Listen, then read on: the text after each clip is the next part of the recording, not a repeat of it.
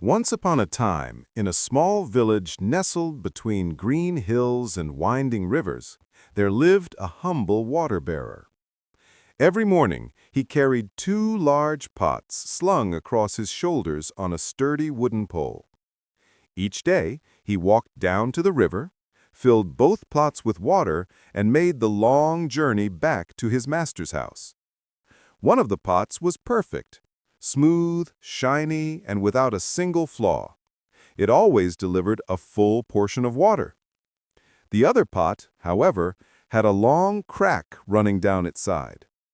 By the time the water-bearer reached home, half of the cracked pot's water had leaked out along the path. For years, this routine continued. The perfect pot was proud of its usefulness. The cracked pot, on the other hand, felt ashamed and miserable. One day, as the water-bearer filled the pots by the river, the cracked pot spoke. "I am so sorry," it said softly. "I am broken and useless. Because of this crack, you do all this work, but you get only half the water you should. Forgive me." The water-bearer looked at the pot with kindness. "Why do you think you are useless?" he asked. "Because my flaw wastes your effort. The other pot is perfect. I am only a burden."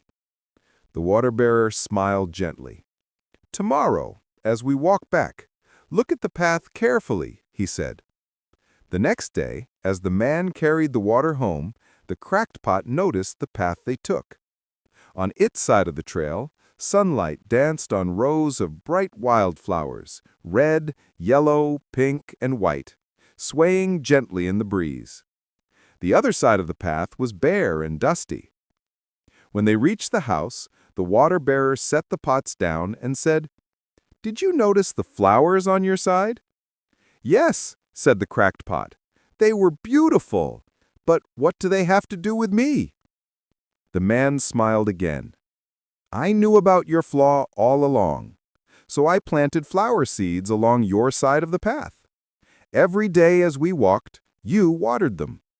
For years, I have picked those flowers to decorate my master's table. Without your crack, there would be no beauty there." The cracked pot was silent for a moment. Then, for the first time, it felt proud. Its flaw had created something lovely and useful after all. From that day on, the cracked pot no longer felt broken. It carried its water gladly, knowing that even imperfection could bring joy and beauty to the world. And so, the water-bearer and his two pots continued their daily journey, one perfect, the other cracked, both equally valuable in their own way.